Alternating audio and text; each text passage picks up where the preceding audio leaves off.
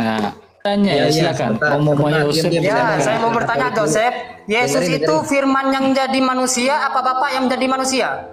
Iya, udah pertanyaan remehan kamu simpen dulu. Saya mau tunjukkan satu video terakhir. Nih Katolik ya. Tidak usah panik, tidak usah panik. Kamu mau menyamakan perbuatan manusia gitu. Ronit ya.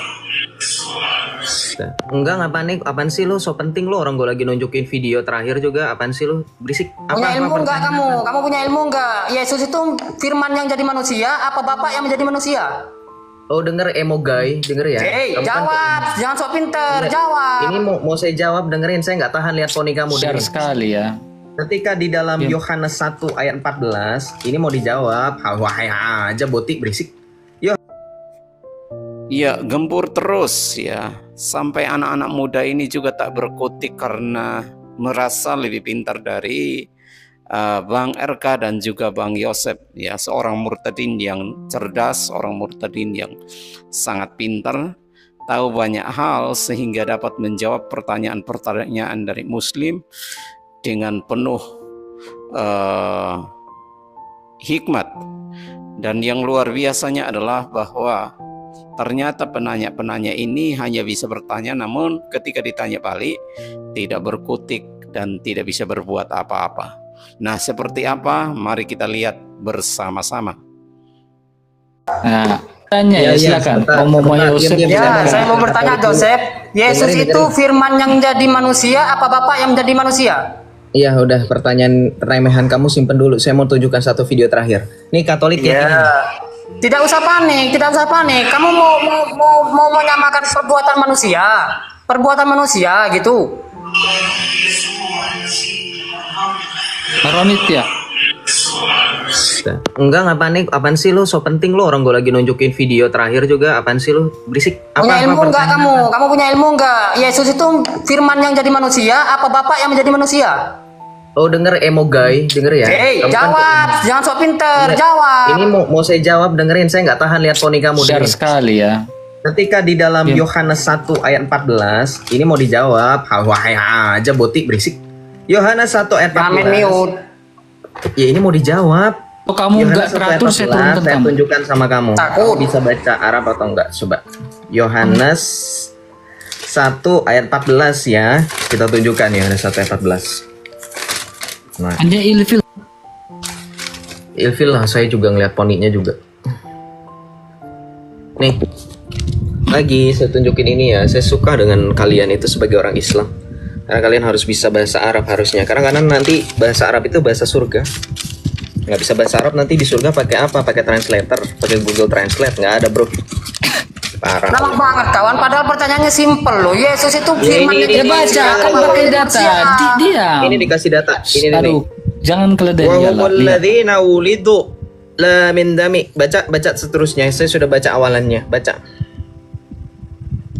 Ini Yohanes loh. Injil Yohanes loh. Yohanes 1 ayat 14. Pasti teman-teman yang punya ayat Alkitab pasti tahu Yohanes 1 ayat 14 ayatnya apa. Kalau dalam bahasa Latin, et verbum caro factum est. Ya, and the word become flesh and dwelling among us. Itu bahasa Inggrisnya. Nah, sekarang bahasa Arabnya. Wa humul ladzina wulidu. Baca.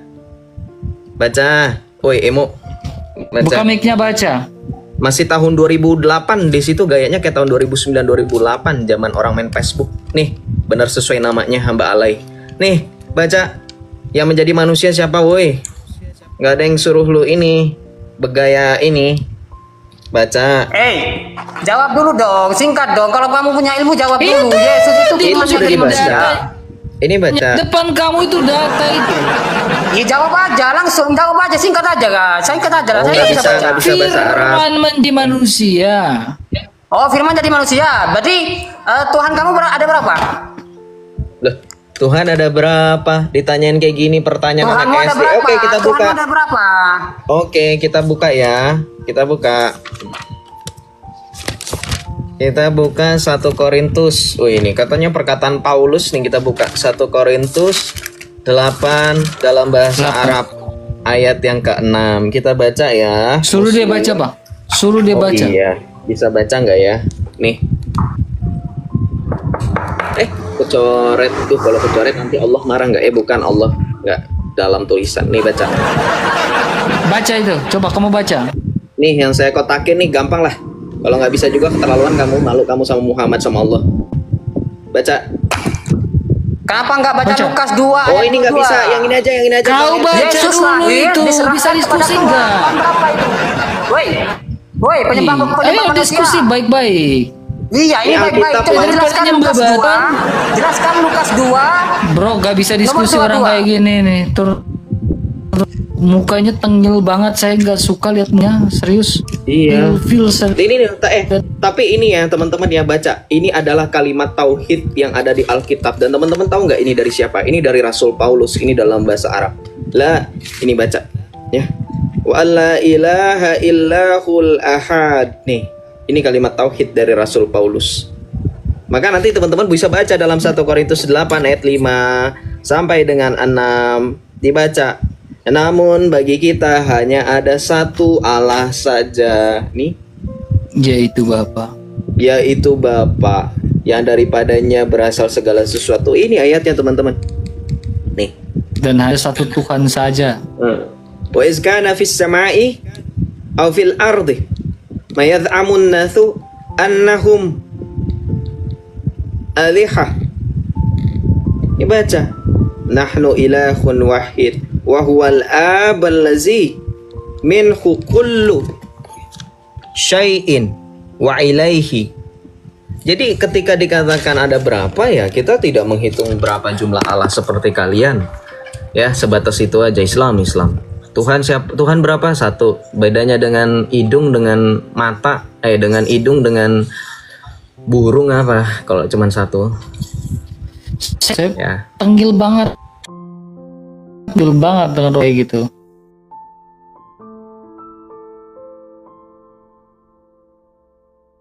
Ya. Coba.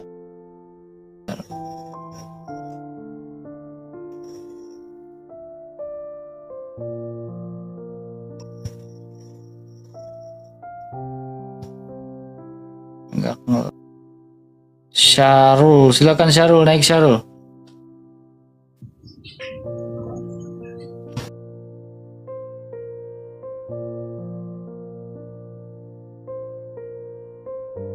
Apa yang mau didiskusikan? Silakan.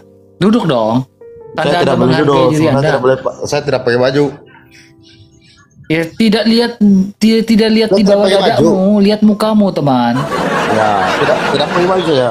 Nggak sopan nih. Ya udah. Baju lah. Oi, malam Jumat tidak pakai masih baju lama, ya. Bang. Malam Jumat masih lama, Bang. Ente jangan nebar nafsu malam Jumat boleh. di sini, Bang. Boleh tanya Usep, Ya, Ya, silakan kalau tanyalah apa yang mau misalkan- kau tanyakan, silakan. Heeh.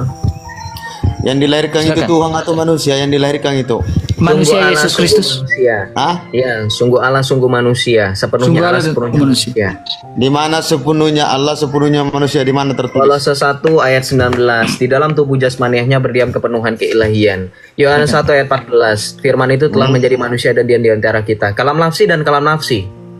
Saya tanya, yang dilahirkan itu Tuhan atau manusia? Kau bilang Sudah manusia. Kan? dijawab. Saya sudah Hah? jawab. dijawab. Kamu nggak Jadi dengerin. Tuhan kamu yang Makanya mana? pakai baju. Makanya Tuhan pakai kamu baju yang dulu. mana? Pakai baju dulu. Dengar nggak tadi sudah dijawab? Kamu ini Tritunggal atau Wanes? Kamu jangan Tritunggal. sosokan Katolik sudah pasti atau Tritunggal. Wanes. Oh, Dengerin, Tritunggal. dengerin, Yang Islam. dilahirkan itu kan manusia. Dengerin. Berarti Tuhan, Dengerin. Tuhan kamu itu manusia, betul? Diam dulu, jangan. Kenapa Dengerin sih? Balmon. Biar dengerin kali dulu. kamu. Dengerin. Saya nggak lagi ngepick Balmon. Dengerin. Ketika sudah dijelaskan Yesus, itu kamu jangan sok-sokan bahas Tritunggal Wanes, sok tahu lu. Ya.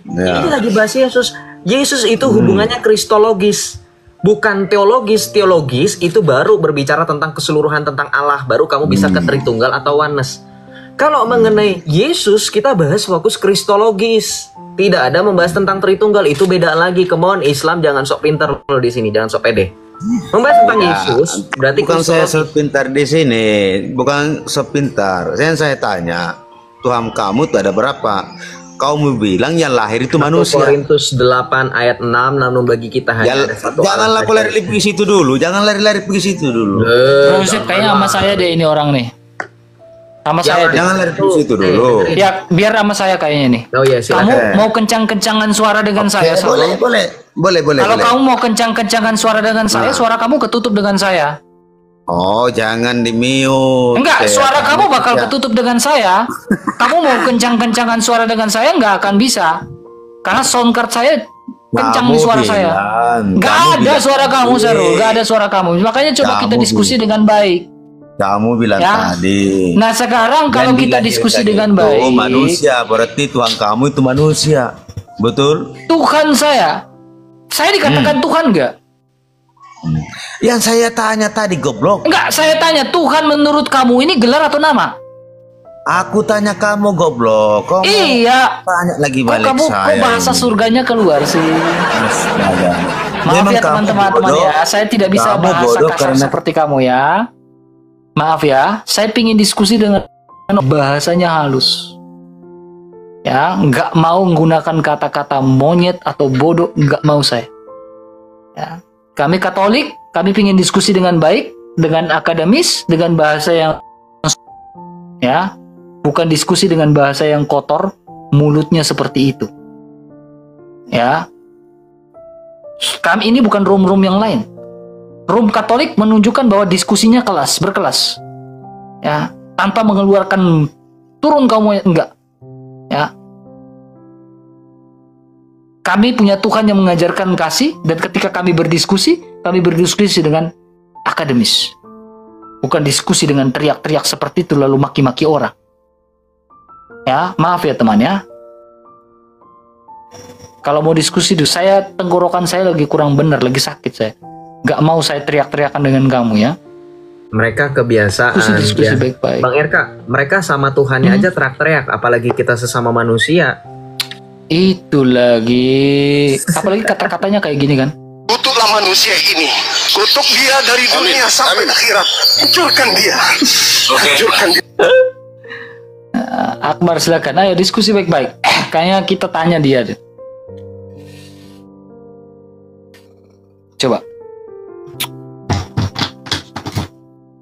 Aku cuma nonton aja ya. Oke, Tuhan memberkati Kak. Iya.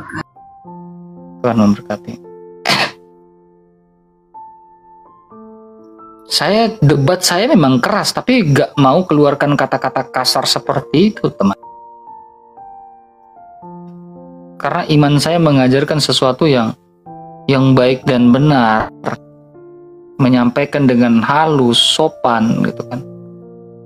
Bukan dengan kata-kata kasar seperti itu. Kalau room apologet lain mau pakai kata-kata kasar itu urusan mereka. Kalau saya ya, jati diri kami adalah orang Katolik ya, menyampaikan dengan halus.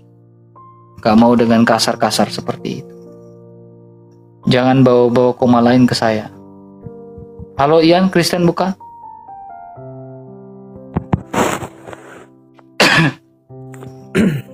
Halo Ian, Kristen bukan? Kristen bang, Kristen. Oke. Ya. Apa yang mau ditanyakan bang? Silakan. Nonton aja bang, nonton aja. Oke. Kepencet bang, kepencet. Semangat bang, semangat. Oke. Tuhan memberkati.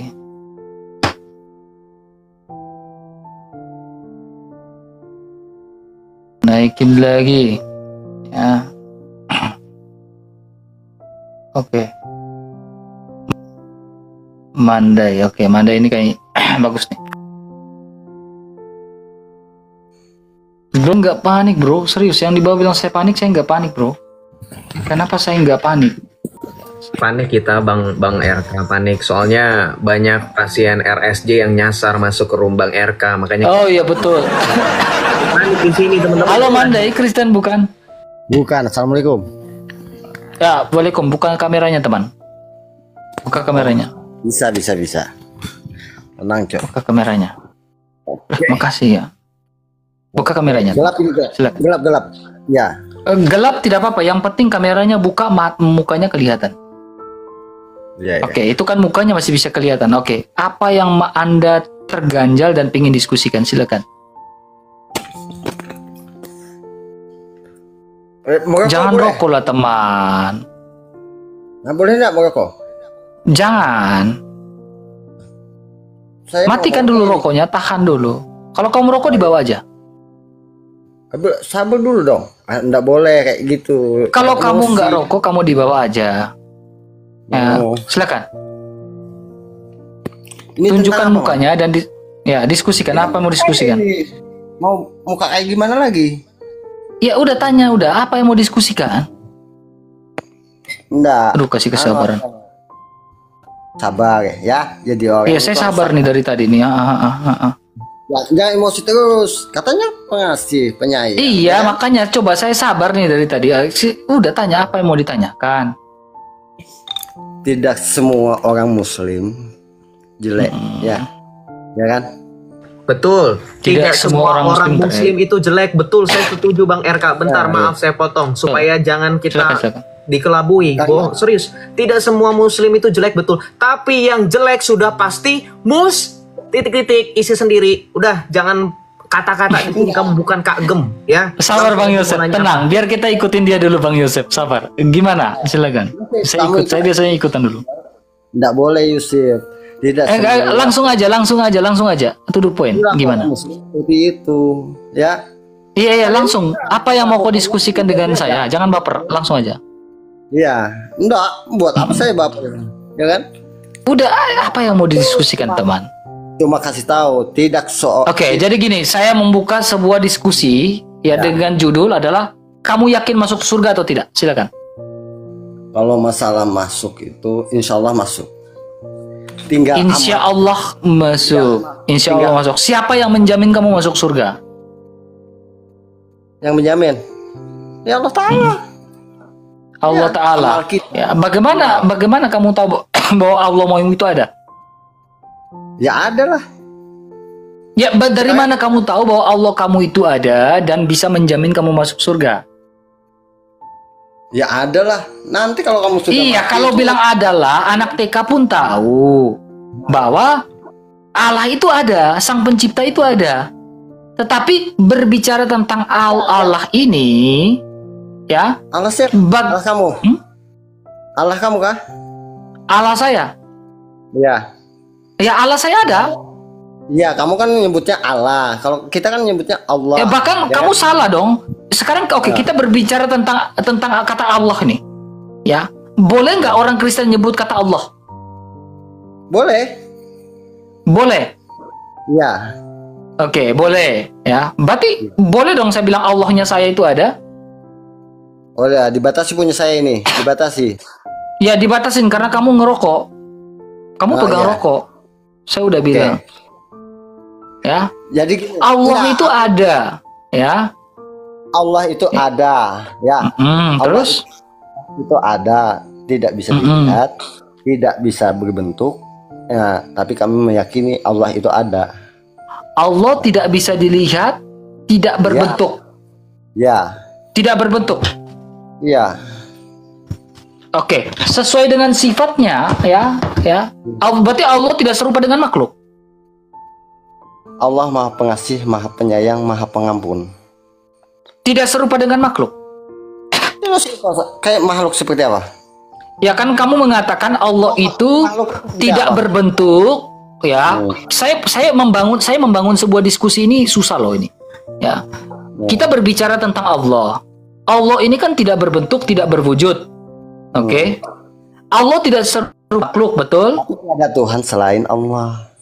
Ya, tidak serupa dengan makhluk, betul atau tidak? Makhluk seperti apa?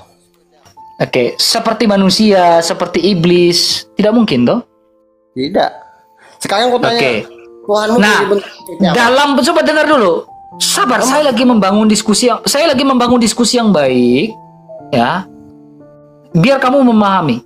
Jikalau Allah tidak serupa dengan makhluk, it's okay. Dalam bentuk fisik, Allah itu adalah roh, tidak bisa ada yang melihat. Ya, Alkitab pun mengatakan Allah adalah roh.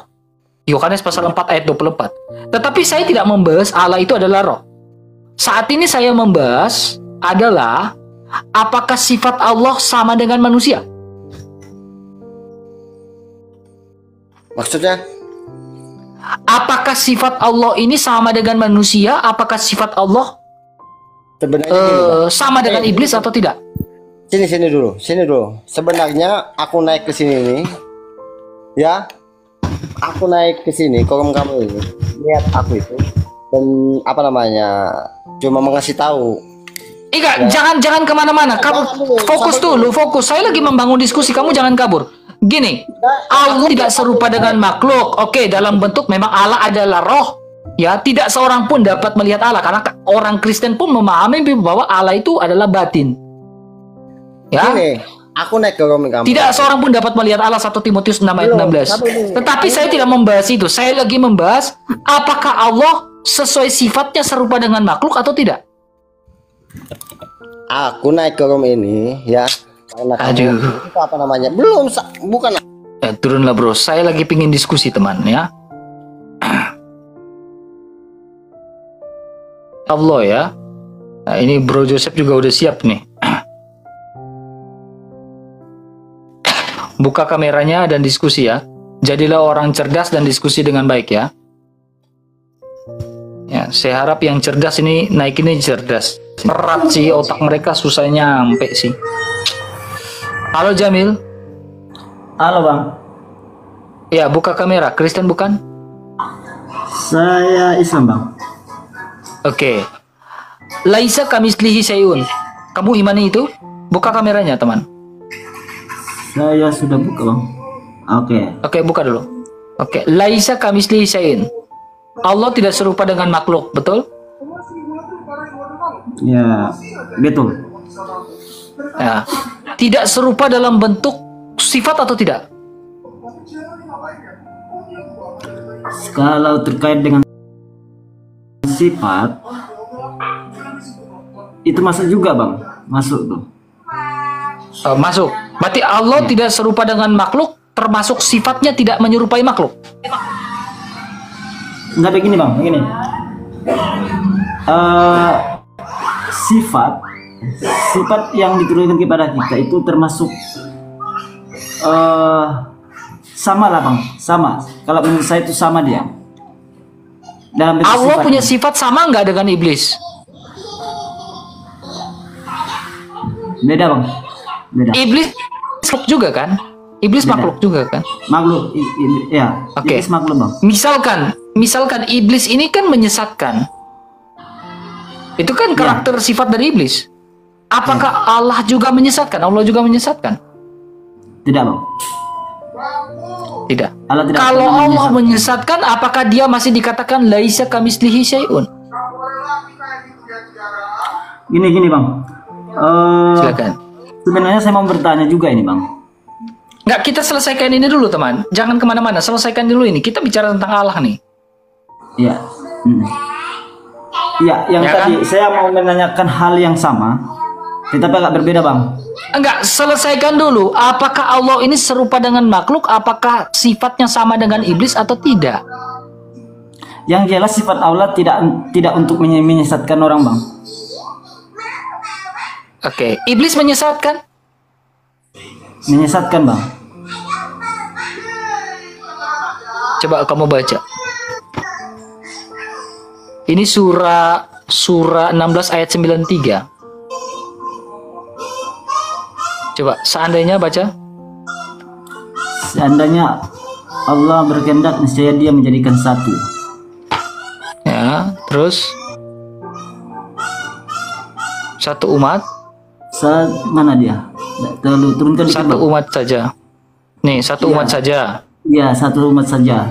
Akan tetapi Dia menjadikan siapa yang Dia kehendaki. Siapa yang menyesatkan ini? Apa nih?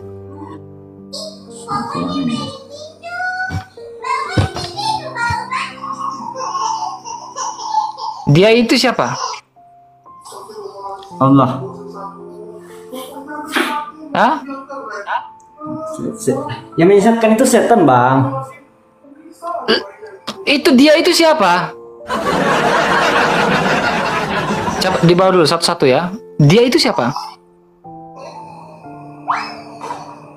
Bang, ini bukan saya ingin saya tidak bukan membahas soal ini Bang.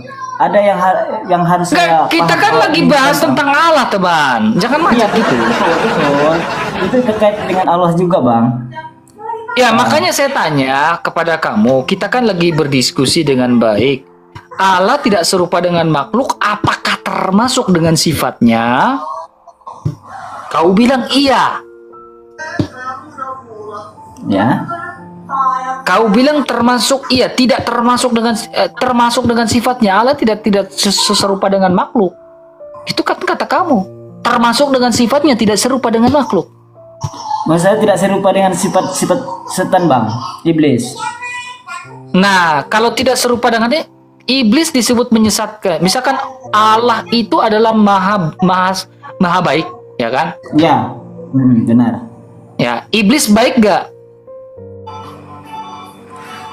Enggak, Bang. Apakah Allah maha segala maha? Tidak baik, Bang. Pertanyaan saya, apakah Allah maha segala maha? Ya. Oke. Nah, ayat yang kita bacakan tadi, apakah dia maha? Dia ini siapa nih? Dia. Yang jelas Allah itu maha, Bang. Maha penyayang, maha. Iya, ini dia apa? Dia apa nih, Pak? Bentar, Bang, bentar. Buka kamera, jangan kabur ya, Pak ya. Baca dulu. Ya, soalnya dia ini siapa? Bang, Abang. Saya hanya ini tidak terlalu. Iya, yang saya tanyakan dia ini siapa? Nah, bisa enggak pindah kita ke pertanyaan lain, Bang, terkait ini? Kau tidak mampu dengan ini? Bukan, saya tidak terlalu pintar menjelaskan, Bang. Tapi saya hanya mengeluhkan satu pertanyaan. Bahwasanya ada yang pertama yang sebelum Abang itu tadi yang naik, ada terkait keilahian gitu, Bang. Terkait keilahian. Keilahian siapa? Katolik itu. Keilahian Yesus. Ya gitu. Oke. Ciri-ciri keilahian yang mana lah ciri-ciri yang bisa kita sebutkan itu ada ilahi, sifat ilahi gitu loh. Ya, sifat ilahi yang terdapat di diri Yesus Kristus itu, Bang. Ya, sifat ilahi yang terdapat dari Yesus ini sungguh-sungguh Allah dan sungguh-sungguh manusia. Ya. Ketika kamu berbicara dia sungguh-sungguh manusia, kamu jangan berpikir bahwa kamu menghilangkan keilahiannya. Karena gini, dalam Filipi pasal 2 ayat 5-7 mengatakan, yang walaupun dalam rupa Allah tidak menganggap kesetaraan sebagai milik yang harus dipertahankan, melainkan telah mengosongkan dirinya dan mengambil rupa seorang hamba, menjadi sama seperti manusia. Jadi di situ Allah yang adalah roh, ya, yang tidak bisa dilihat, ya, dia menambahkan. Allah itu adalah roh, ilahi, sang ilahi. Nah, sang ilahi ini menambahkan rupa hamba dalam Filipi 2 ayat 5-7. Nah, kata yang dipakai dalam bahasa Yunani dalam Filipi 2 ayat 5 itu adalah morpe. Lebih tepatnya, lebih jelasnya morpe doulo. Dia menambahkan rupa hamba. Ya. Karena apa? Firman itu menjadi manusia, sehingga kita kenal Yesus sungguh-sungguh Allah dan sungguh-sungguh manusia. Nah, kita juga bisa temukan tentang siapa Yesus Kristus di dalam Kolose pasal 1 ayat 15. Dikatakan dialah yang sulung. Bukan berarti Yesus adalah anak sulung Allah secara letterlek. Tetapi di situ menggunakan bahasa Yunani lagi, bahasa aslinya. Menggunakan kata prototokos. Artinya dia yang keluar dari Bapa. Firman itu yang keluar dari sang Bapa. Firman keluar. Ya, sehingga dikatakan yang sulung. Nah, Yesus memiliki dwinatur, ya. Makanya ketika kamu lihat dwinatur Kristus itu adalah dwinatur Kristus. Dia sungguh-sungguh Allah dan sungguh-sungguh manusia. Ini Tritunggal. Nah, gambar di belakang saya ini termasuk menunjukkan dwinatur Kristus. Nah, lihat tangan Yesus Kristus buat apa? Begini. Ini dwinatur Kristus. Ya. Sehingga, ya, ketika Yesus tidur, itu sisi kemanusiaan dia. Ketika dia mengalami lapar, isi kemanusiaan dia. Tetapi jangan kau lupa ketika dia mempunyai kuasa untuk membangkitkan orang mati, ketika dia mempunyai kuasa memberikan pengampunan, ketika dia mempunyai kuasa mengutus malaikat-malaikat, ketika dia punya kuasa menyembuhkan orang, karena dia adalah Alfa dan Omega, yang awal dan yang akhir, yang batin dan yang zohir. Yang batin adalah kita tidak bisa mengenal Allah, tetapi anak tunggal Allah yaitu firman yang menyatakan. Dialah yang menyatakan. Sehingga kita mengenal siapa Allah itu. Sehingga Alkitab mengatakan di dalam dirinya terdapat kepenuhan segala sesuatu. Dia sungguh-sungguh Allah dan sungguh-sungguh manusia. Kita bisa tahu sisi kemanusiaannya apa. Dia lapar, dia tidur. Tapi sisi kealahannya kita temukan dia apa. Dia mempunyai kuasa, bahkan punya kuasa memberikan pengampunan. Dosamu sudah diampuni, pulanglah dan janganlah berbuat dosa lagi. Siapa yang bisa mengampuni dosa? Sehingga kita akan temukan, teman, ya. Ini ayat yang saya tunjukkan di dalam Amsal pasal 30. Ya. Amsal pasal 30, Amsal 33 ya. Amsal pasal 30. Oke, Amsal pasal 30. Nih. Kau perhatikan baik-baik. Dia katakan apa? Amsal 30 dia bilang apa? Ini Amsal ya. Siapakah yang naik ke surga lalu turun? Anak manusia. Anak manusia bukan berarti anak manusia itu merujuk pada Mesias. Siapakah yang telah mengumpulkan angin dalam genggamannya? Allah. Siapakah yang telah membungkus air dengan kain? Allah.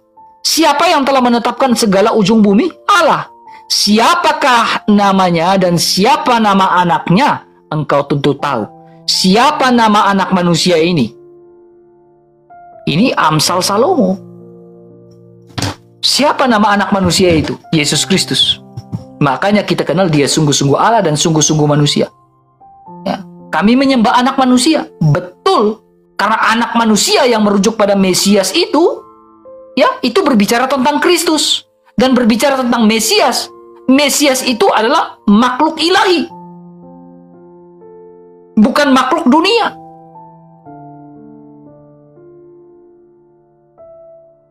Sampai sini paham? Bang, turunkan bentar bang, mau apa anak dulu bang? Macet. Macet. Macet. Macet ya. Aduh ya Tuhan. Tuhan, semoga lah mereka bertobat ini. Jadi saya cukup kemarin si Billy Yahudi mengatakan ketika si Demian itu mualaf, lalu dia bilang, Demian sekarang tidak. Ini Billy ini membaca nggak di dalam Yeskiel pasal 1 ayat 23, Daniel pasal 9, anak manusia itu turun dari atas awan-awan. Dia membaca nggak itu? Ya, suruh si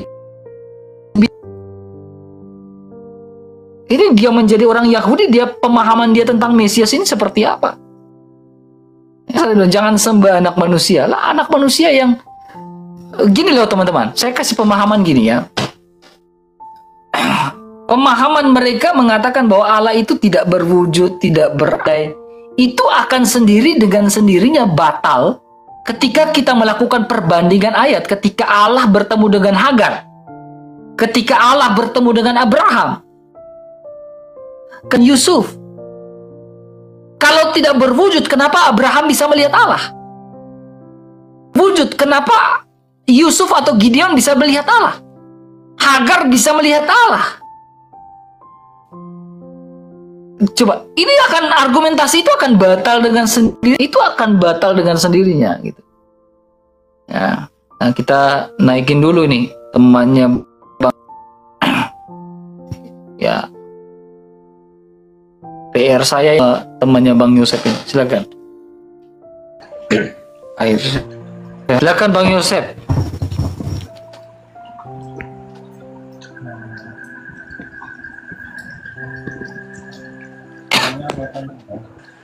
Ya.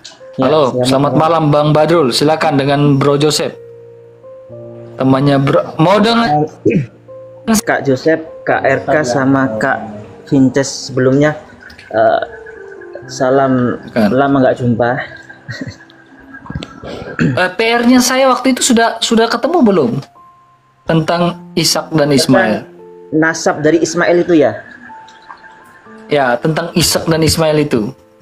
Belum Kak, maaf. Karena kalau dari kitab-kitab kami belum Ana temukan, jadi referensinya masih kurang. Tapi ini tadi Ana tertarik dengan pembahasan tadi dari teman Ana Muslim yang kayak bingung menjawabnya gitu loh Kak, tentang yang ketika memang Allah Maha menyesatkan atau apapun itu kan mereka kayak blunder di situ. Boleh kiranya Ana sedikit mewakili mereka yang itu sebenarnya kita dua sudah berulang kali ya kan.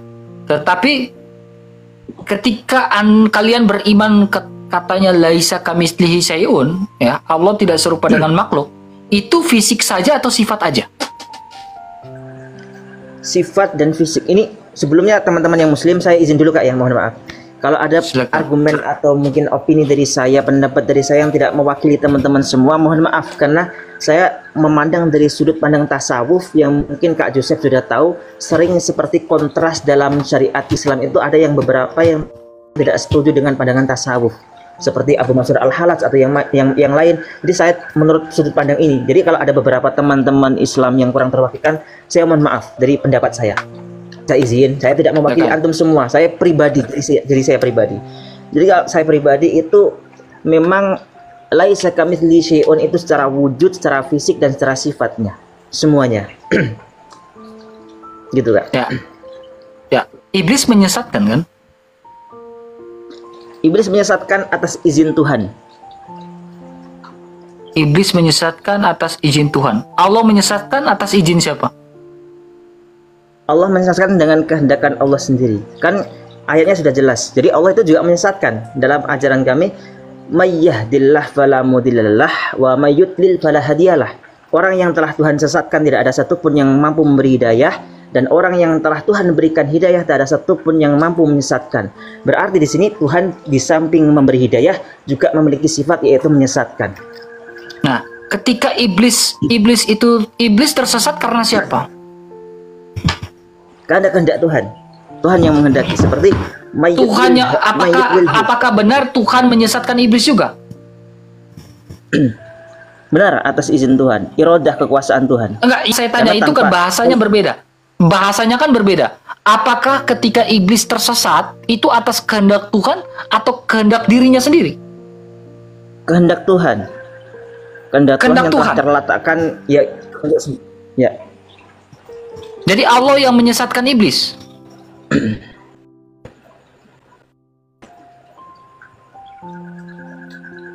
Kok ngelek? Apakah Allah yang menyesatkan iblis?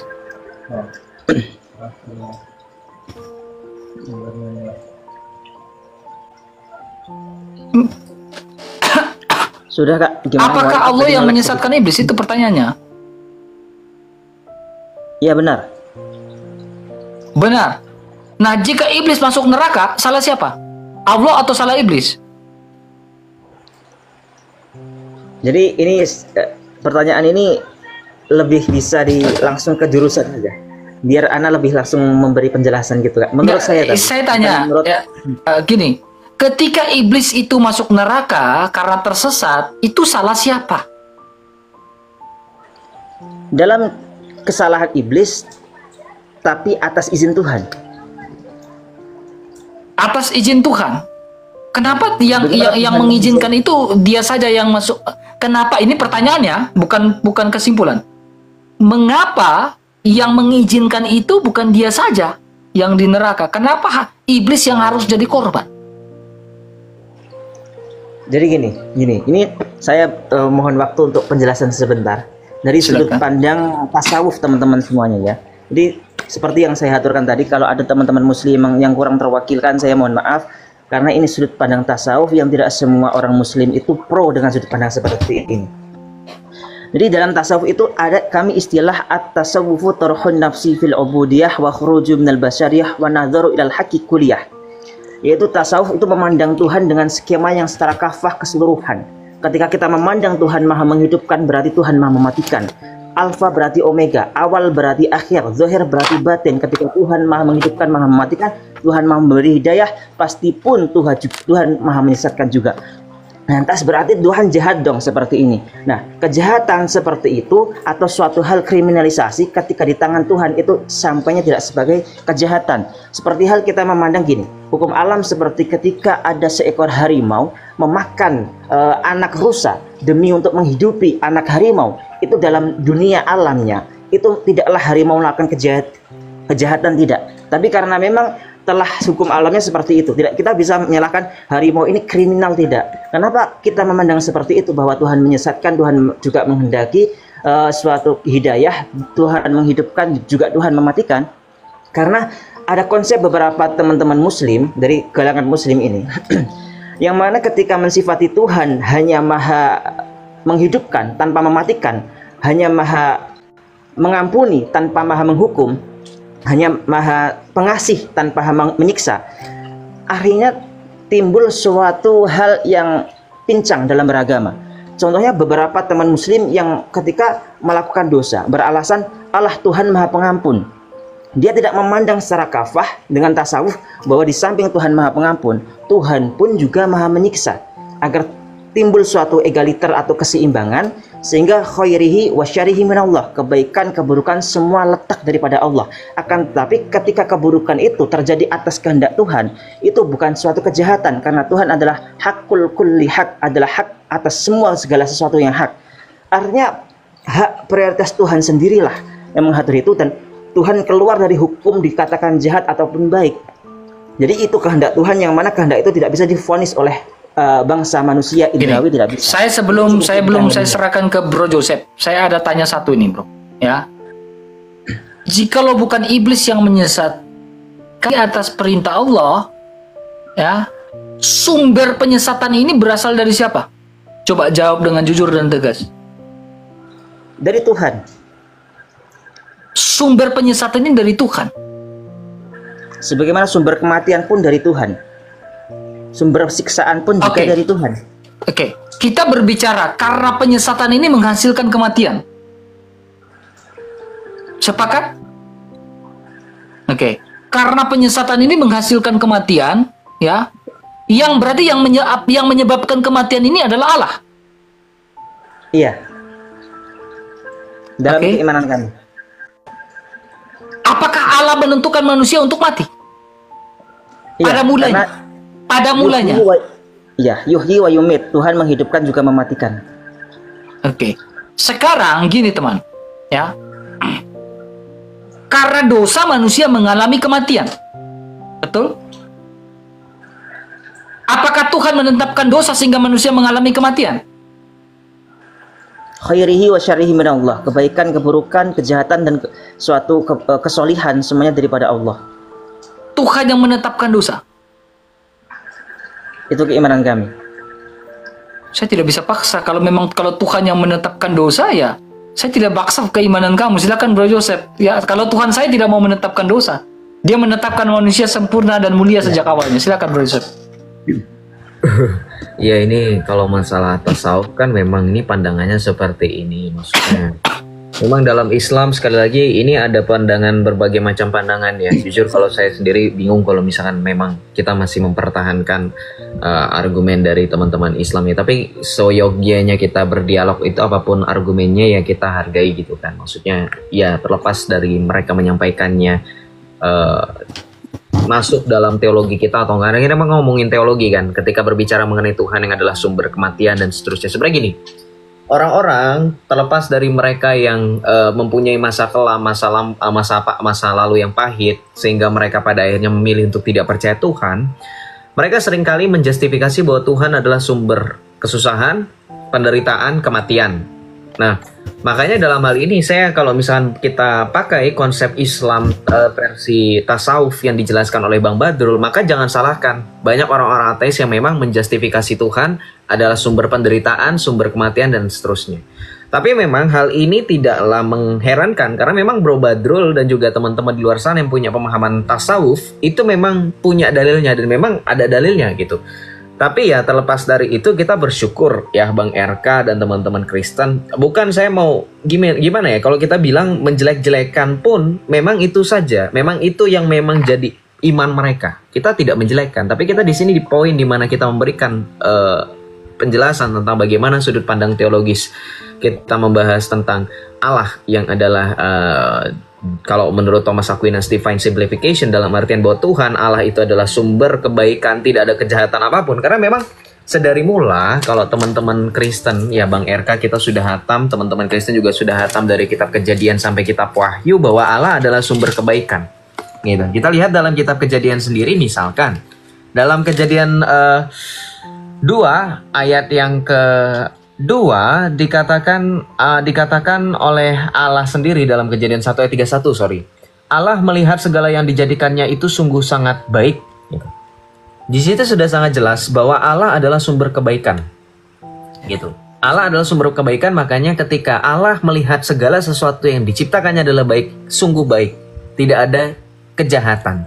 Maka ketika Islam datang, ketika mohon maaf ini terlepas dari tasawuf atau tidaknya tasawuf, atau ketidaktasawufannya Bro Badrul dan teman-teman Islam, orang-orang yang tidak berpemahaman tasawuf pun paham bagaimana di dalam Islam Allah berfirman bahwa bahkan Dia sendiri yang menciptakan segala sesuatu termasuk kejahatan, gitu, termasuk kesesatan, gitu. Nah, tapi inilah yang makanya saya agak mengherankan ketika Islam mengatakan bahwa mereka adalah penyempurna, bahwa mereka adalah agama yang rahmatan lil alamin. Rahmatan lil alamin adalah rahmat bagi sekalian alam dan seterusnya. Ini jadi kontradiksi. Kita tahu bahwa yang dinamakan dengan rahmat adalah berkat dan kebaikan, sumber yang positif. Tidak ada yang negatif. Ketika Islam mengklaim sebagai rahmatan lil alamin, pertanyaan saya kenapa justru ada penjelasan bahwa oh ternyata Tuhan kami juga adalah sumber penderitaan. Nah ini yang salah. Kenapa? Karena memang sedari mula kesalahan kalian adalah tidak menerima adanya konsep original sin, dosa asal, yang diakibatkan oleh kejatuhan Adam. Itu yang salah.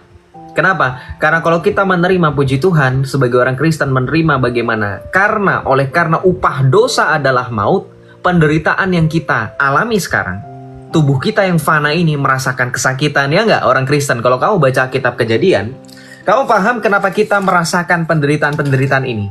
Sedari mula, di dalam Kejadian 3, dikatakan manusia jatuh ke dalam dosa dan akibatnya. Jadi akibat dari kita merasakan maut, akibat dari kita merasakan penderitaan dan seterusnya, itu karena kejatuhan dosa. Dan itu bukan karena Allah yang menjatuhkan kita dengan dosa itu, tetapi karena ketidaktaatan pada mulanya oleh manusia pertama, yaitu Adam. Makanya inilah kesalahpahaman sedari mula Islam yang tidak menerima konsep dosa asal. Makanya inilah ketika berbicara mengenai konsep keselamatan pun mereka tidak menangkap, karena di mereka tidak ada konsep dosa asal ini.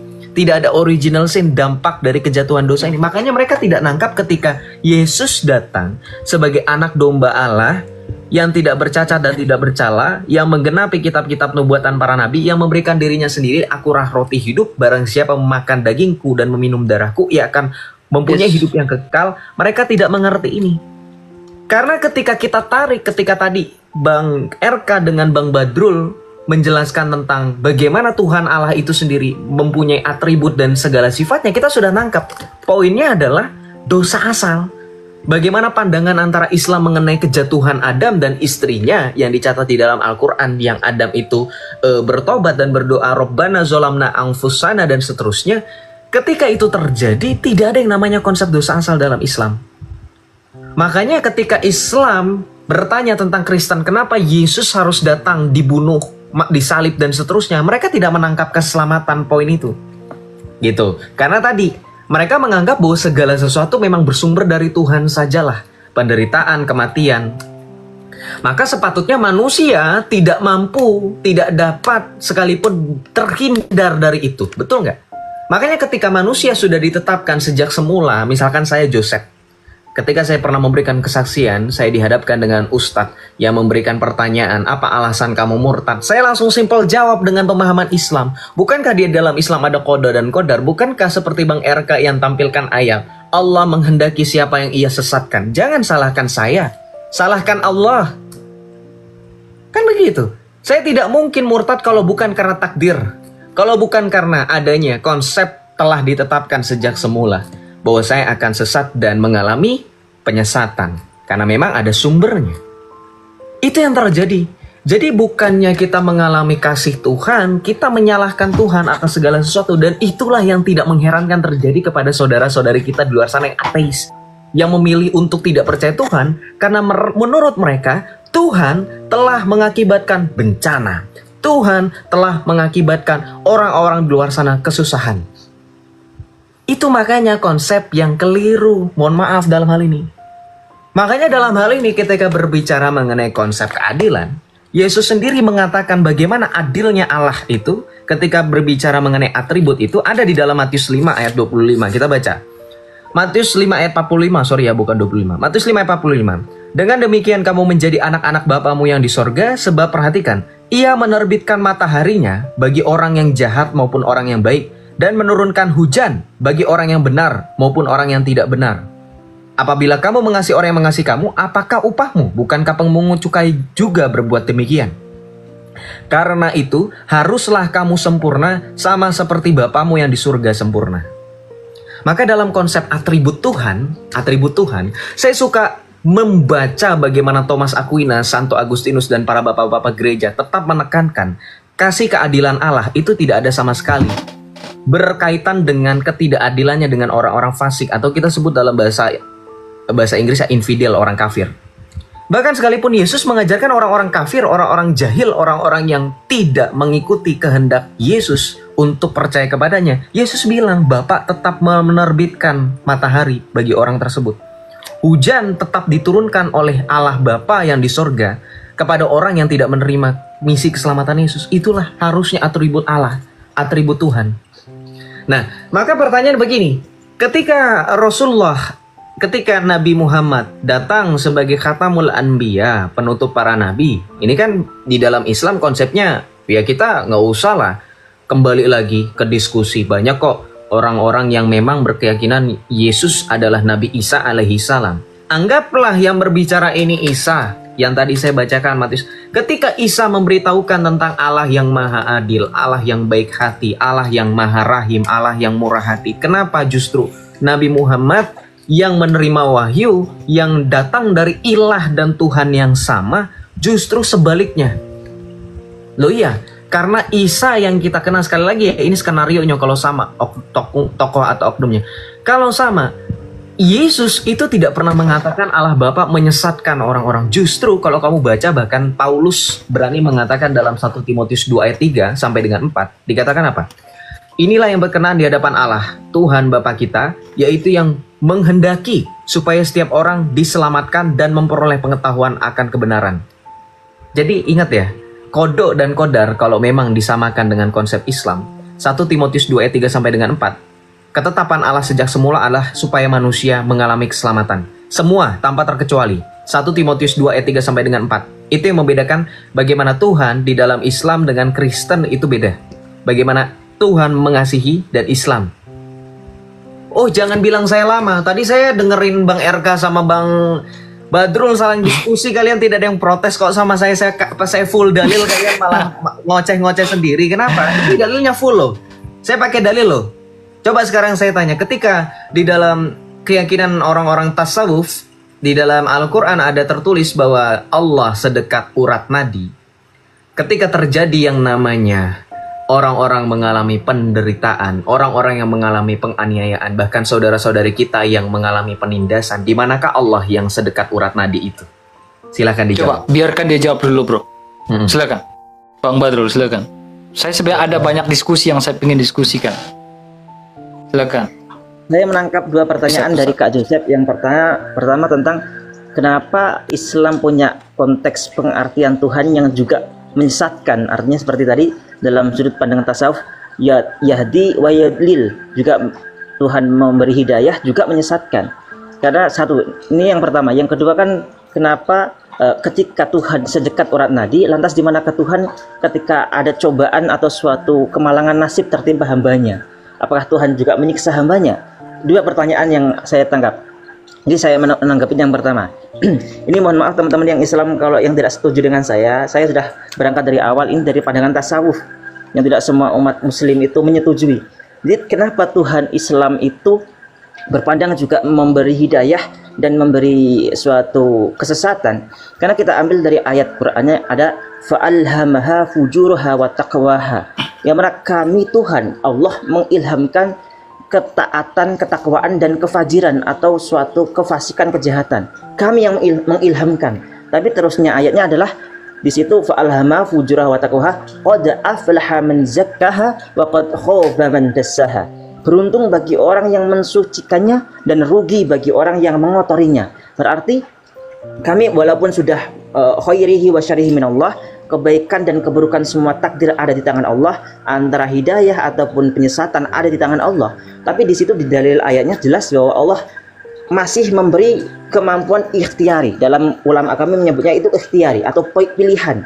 Artinya agar kita tersesat ataupun mendapat petunjuk itu ada ikhtiar, usaha daripada hamba itu sendiri, yang mana nanti akan menentukan sebetapa itu. Mungkin ada kodar seperti yang namanya mu'alak dan mubram. Mu'alak itu yang tergantung usaha kita, mubram yang sudah vonis dari Tuhan, tidak bisa kita elakkan atau kita berubah lagi. Nah seperti hidayah itu pun jatuhnya yang mu'alak, ikhtiar kita. Karena jelas tadi beruntung bagi orang yang membersihkannya. Berarti kan kalau kita ditakdirkan sebagai orang yang tersesat, tapi kalau kita seperti ikut kajian, mungkin ikut suatu majelis atau seperti suatu perkataan-perkataan yang baik, nasihat-nasihat yang baik, tentunya itu membersihkan hati kita daripada ketersesatan itu. Dan itu akan membuat Allah, karena Allah maha mampu atas segala sesuatu. Jadi di dalam tasawuf gini Kak ya, ini mohon maaf, ini dalam tasawuf. Dalam tasawuf itu kalau kita mengatakan bahwa Tuhan tidak menyesatkan, Tuhan tidak membunuh atau tidak mematikan, berarti kita membatasi kekuatan Tuhan. Lantas yang membunuh siapa? Pertanyaannya di situ, ditanya seperti itu. Yang membunuh yaitu karena dosa atau karena iblis misalkan, karena setan. Berarti setan memiliki kekuasaan yang mampu untuk menyeimbangi Tuhan. Ya tidak, lantas bagaimana? Maka dari itu dalam tasawuf dikatakan setan itu yang mampu membunuh, menyesatkan, tapi atas izin Tuhan. Bagaimanapun Tuhan maha kuasa atas segala sesuatu, bahkan penyesatan itu pun tidak akan terlaksana tanpa izin Tuhan. Lantas berarti Tuhan menyesatkan, iya, Tuhan membunuh, iya, tapi itu untuk keseimbangan sifat Tuhan yang maha mulia tiada daya, yang mana Tuhan itu punya hak yang tidak bisa digoyahkan oleh siapapun. Ketika Tuhan berkehendak pun, Tuhan walaupun itu menyesatkan umat, walaupun itu menerakakan hambanya, itu bukan kejahatan bagi Tuhan. Sebagaimana kita melihat harimau makan kelinci, itu bukan kejahatan, karena alamnya seperti itu, tugasnya seperti itu. Kalau harimau tidak makan, maka anaknya yang akan mati. Kita tidak menyalahkan dengan opini yang sekecil itu. Maka dari itu Tuhan yang memiliki semesta ini pun juga keluar dari hukum dikatakan jahat ataupun baik. Memang Tuhan maha atas segala sesuatu. Seperti pengambilan tasawuf dari Ibnu Sina. Ibnu Sina lebih radikal lagi, lebih ekstrim lagi, sampai beliau mengatakan Tuhan itu tidak maha mengerti. Kenapa seperti itu? Karena kalau kita mengatakan Tuhan maha mengerti, berarti Tuhan itu terbatas pengertiannya. Soalnya gini, kalau kita mengerti atau ilmu dengan ilmu pengetahuan, misalkan saya mengerti bahwa ini adalah pulpen, ini ilmu pengetahuan saya yang mana saya mengatakan objek ini namanya pulpen. Berarti pengetahuan ini membatasi saya untuk mengatakan bahwa ini adalah gelas, ini adalah meja, ini adalah sepatu. Artinya saya terkurung oleh pemahaman saya yang wajib saya vonis ini pulpen. Kalau saya katakan ini sepatu, maka saya akan disalahkan sejagat raya. Tapi kalau Tuhan tidak maha mengetahui, di atas maha mengetahui, yang mana ketika Tuhan tahu bahwa ini pulpen, tapi ketika Tuhan berfirman ini walaupun berwujud pulpen, tapi kalau Tuhan mengatakan ini sepatu, maka semesta wajib mengakui bahwa itu sepatu.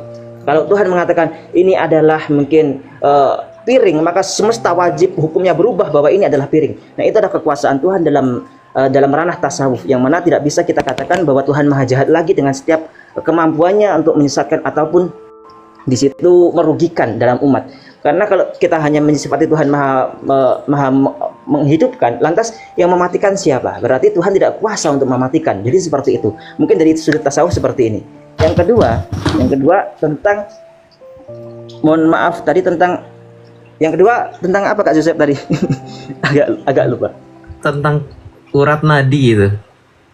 Oh, iya, ketika Tuhan di situ sedekat urat nadi, lantas kenapa di mana Tuhan hadir ketika ada suatu cobaan melanda hambanya? Maka ini ambil kutipan daripada Jalaluddin Rumi radhiyallahu anhu.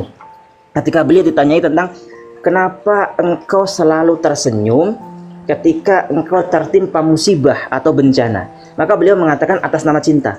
Jadi sini jawaban beliau sederhana sekali. Saya melihat bukan cobaannya, tapi saya melihat zat yang mencoba aku itu memang karena cinta kepadaku. Artinya idza haballahu qauman ibtalahum. Dalam kepercayaan kami seperti itu. Ketika Tuhan mencintai seorang hambanya, maka Tuhan mengundang cintanya tersebut dengan cobaan.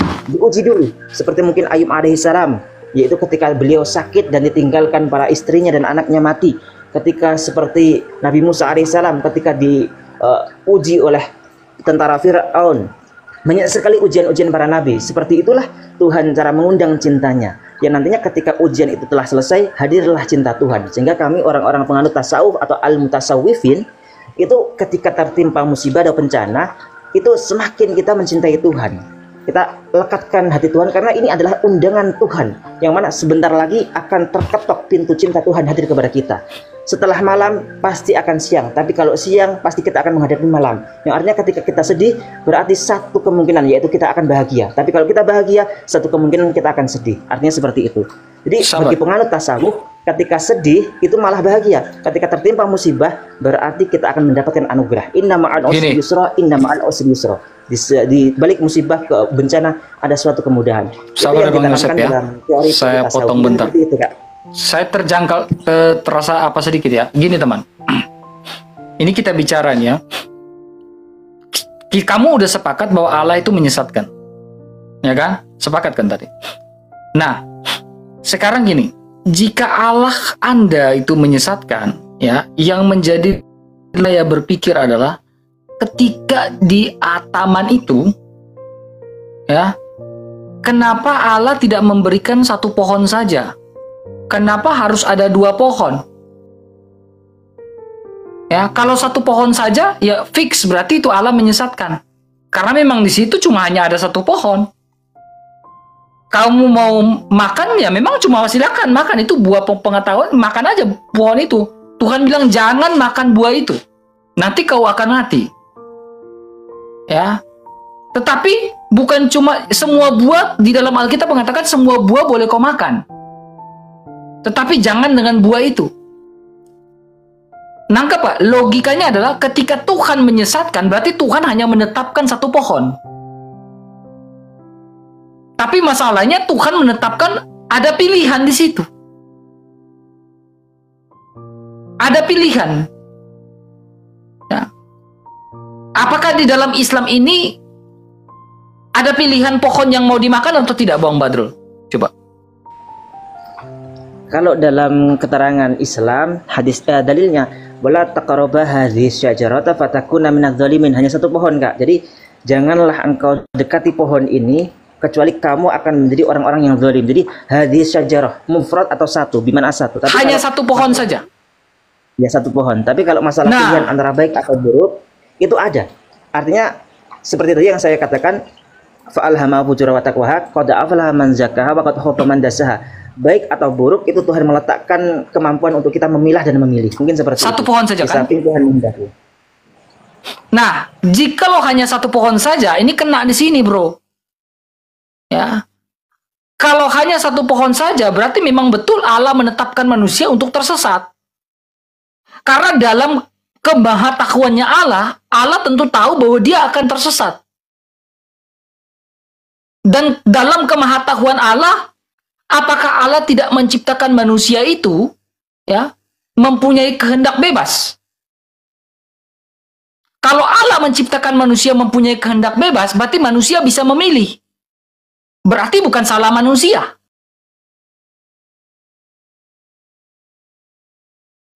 Kalau Allah menetapkan 2 pohon di situ, berarti bukan salahnya Allah.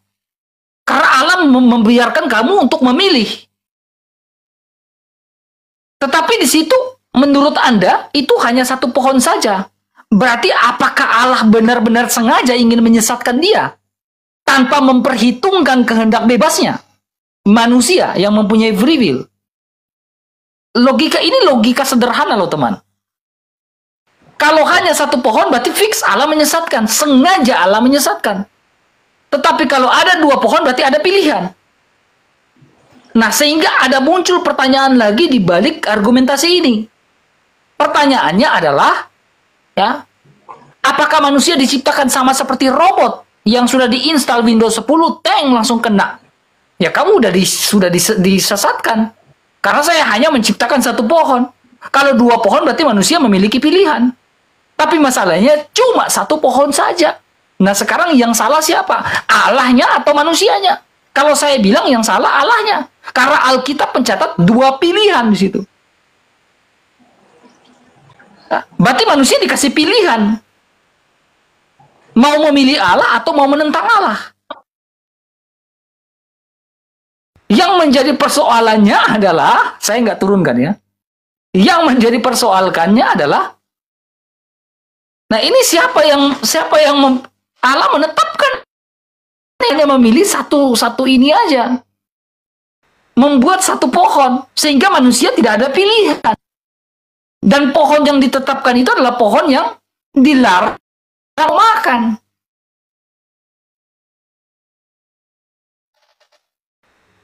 Tapi mungkin dia loncat turun.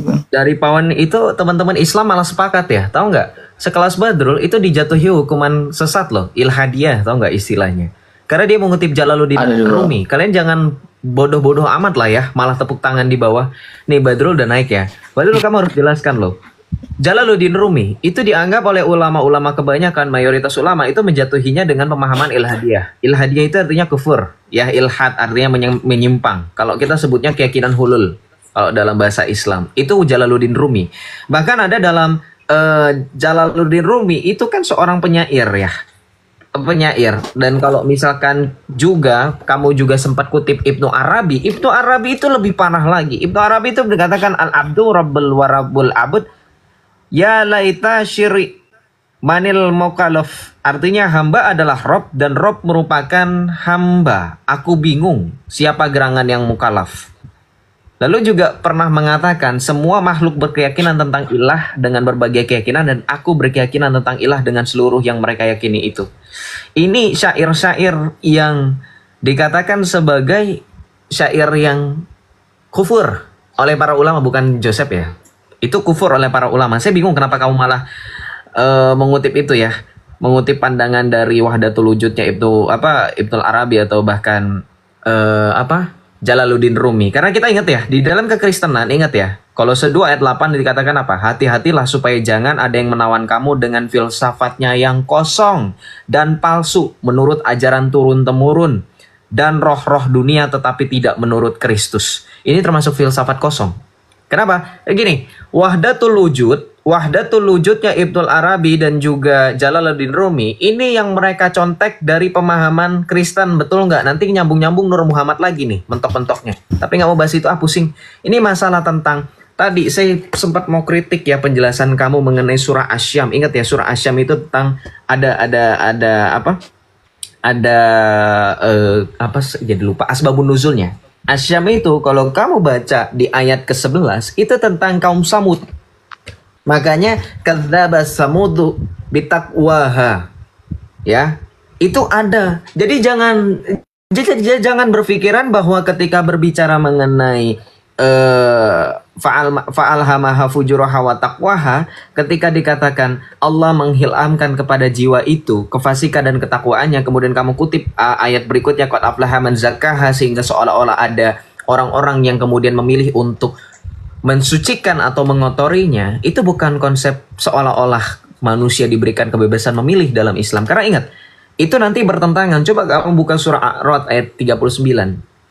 Di situ dikatakan apa? Surah A'raf ayat 39. Yamhullahu ma yasha'u wa yuthbit wa indahu umul kitab. Allah, perhatikan, Allah menghapus dan menetapkan apa yang Dia kehendaki, di sisinya lah terdapat umul kitab, yaitu Lahul Mahfuz. Pertanyaan saya, kamu tadi sempat mention takdir mubram, takdir mu'alak. Ini yang juga pernah saya mention pada saat kesaksian, bahwa ustadz tersebut memang juga sama seperti kamu. Ada takdir yang bisa diubah dan takdir tidak bisa diubah. Sekali lagi, ini berkontradiksi dengan surah A'raf ayat 39. Masalahnya di situ tertulis apa? Allah menghapus dan menetapkan apa yang Dia kehendaki. Pertanyaan saya, ketika di dalam surah A'raf ayat 39 Tuhanmu berfirman bahwa Dia menghapus dan menetapkan apa yang dikehendaki, kemudian kamu bilang bahwa manusia bisa merubah itu, berarti Tuhanmu bukan benar-benar Tuhan, terlepas dari atribut yang dalam sisi tasawuf dijelaskan oleh kamu bahwa Tuhan tidak mungkin terbatas. Masalahnya ketika Tuhan bisa diintervensi keputusannya lebih-lebih parah dari mahkamah atau dari konstitusi kita, ternyata Tuhanmu bisa diintervensi dengan mengatakan bahwa kita bisa merubah nasib kita. Masalahnya sekali lagi dalam surah A'raf ayat 39, hanya kehendak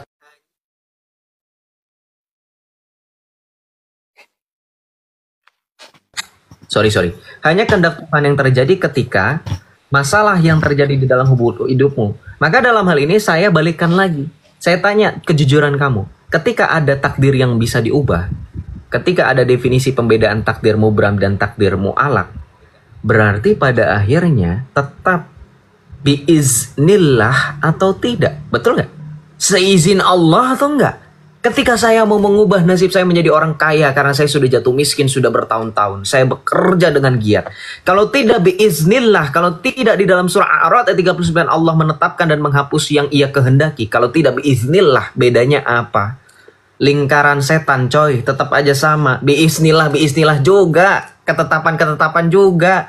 Karena apa? Karena hadis riwayat Muslim nomor 2369 kalau saya tidak salah, itu dikatakan apa? Sorry, 363 hadis sahih Muslim. Itu dikatakan apa? Allah menciptakan atau mencatat takdir setiap makhluk sebelum 50.000 tahun penciptaan langit dan bumi. Perhatikan. 50.000 tahun Tuhan mau menciptakan, sebelum menciptakan langit dan bumi udah ditetapkan. Pertanyaan saya ketika penjelasan Islam selama ini, oh bisa kok diubah, oh bisa kok kita berikhtiar, bertawakal. Berarti Tuhanmu itu gampang diintervensi. Apa bedanya dengan ABG labil? Ngerti? Apa bedanya dengan saya yang baru umur 20-an, orang bilang kesini hayu, bilang kesono hayu. Bedanya apa dengan ABG labil? Itu satu loh, kalau kamu pakai pemahaman tasawuf pun itu kena. Makanya saya bilang tadi, mau pakai tasawuf atau tidak, ini pemahaman Islam yang umum mengenai takdir yang bisa diubah dan tidak bisa diubah. Anda harus revisi itu ajaran. Bingung saya, bikin plan. Lalu yang berikutnya, kamu juga bilang bahwa ketika berbicara mengenai kepenguasaan Allah, kamu ibaratkan dengan analogi singa makan kelinci atau macan makan kelinci ya. Bro, ini Tuhan loh. Bukan hewan pemangsa karnivora yang memang naturnya seperti itu. Ngerti nggak? Yang memang naturnya memang seperti itu. Kalau kamu menggunakan analogi macan makan kelinci, tidak akan pernah kamu temukan macan makan rumput. Karena memang sudah naturnya. Justru analogi itu yang membatasi kekuasaan Tuhan. Karena tidak akan pernah ada cerita macan makan rumput. Analogi Tuhan harusnya ketika kamu memberikan analogi, macan bisa kok tanpa makan kelinci karena bisa dia makan semuanya. Tanpa ada kelinci di dunia pun macan bisa makan rumput misalkan. Itu artinya tidak terbatas, unlimited. Saya masih bisa makan apapun. Ini blunder, makanya ketika terjadi tadi kamu bilang macan makan kelinci itu adalah bentuk kepenguasaan Tuhan bisa melakukan itu gitu. Itu tidak gitu. Itu satu. Itu yang kedua, yang ketiga. Ini poin yang ketiga sebenarnya agak bikin saya geram ya. Ketika kamu tadi, bukan geram maksudnya kesel, benci enggak. Tapi lebih ke aneh gitu ya, bikin saya mikir dan garuk-garuk kepala. Ketika berbicara mengenai tasawuf, sekali lagi teman-teman Islam jangan ada yang berbangga. Ini tasawuf itu termasuk level orang-orang yang sudah siap dikafirkan oleh orang-orang yang berpegang pada Al-Quran dan As-Sunnah. Sekali lagi saya udah bilang ya. Sorry ya Badrul ya, karena Badrul pun udah bilang tadi. Karena memang pandangan tasawuf ini pandangan yang anti mainstream gitu. Badrul udah jujur, tapi teman-teman yang Islam nggak denger, nggak paham. Pemahaman tasawuf itu lebih serempet-serempet dengan pemahaman filsuf Yunani, bahkan ada tercampur baur dengan pemahaman ajaran Zoroaster, Konfusianisme, dan juga kekristenan. Makanya tadi Badrul sempat mention keseimbangan. Ingat loh, balance, keseimbangan itu ada di Konfusianisme. Itu yang dimaksud dengan yin and yang. How come Islam mengenal keseimbangan ketika kalian sendiri mengatakan bahwa keseimbangan itu ada di dalam yin and yang? Ini udah dibilang, ini tasawuf ini mau nyampur loh. Kalian malah terima, malah hore-hore, Badrul hebat, Badrul hebat. Bukan saya maksudnya mau merendahkan. Enggak, tapi maksud saya tetap dikaji gitu. Ya, itu dikaji. Nah, contoh begini ya. Ketika berkaitan dengan dalil wahdatul wujudnya, dari Ibnul Arabi atau dari Jalaluddin Rumi, itu kan mereka menggunakan filsafat yang mereka itu mengatakan bahwa Allah itu sedekat makhluk dan seterusnya. Itu kan pemahaman kita, orang Kristen, yang mereka katakan sebagai filsafat. Loh iya, kenapa? Ketika kita berpemahaman Allah berdiam di dalam Yesus karena Yesus adalah firman Allah, makanya di dalam Yohanes 1:14 firman itu telah menjadi daging dan diam di antara kita. Makanya ketika tadi sempat saya mention di dalam dalil Al-Quran mereka Allah sedekat urat nadi, itu saya coba untuk singgung dengan Yohanes 1 ayat 14. Firman itu telah menjadi manusia dan diam di antara kita. Diam di antara kita itulah hubungan yang lebih dekat daripada urat nadi. Karena bahkan begini, kalau Badrul mau jujur juga menjelaskan kepada teman-teman nanti ya silahkan. Sedekat urat nadi ini tidak semuanya dipahami dengan pemahaman yang sama seperti Badrul. Maksudnya sedekat urat nadi bukan berarti esensi Allah hadir. Kan bukan. Bisa jadi rahmat Allah sedekat itu, rahmatnya. Maksud saya inilah tafsir-tafsir Islam yang begitu banyak. Beda dengan kami. Loh, silakan tanya sama orang-orang Protestan, orang Katolik, orang Ortodoks yang sekalipun mereka kita berbeda ajaran yang bukan doktrinal ya. Ketika kita memahami Yohanes 1 ayat 14, kita mengenali bahwa Yesus adalah firman Allah yang sudah pernah hadir di tengah-tengah kita. Gitu loh. Ya. Sorry itu saya. Ini poin-poin dari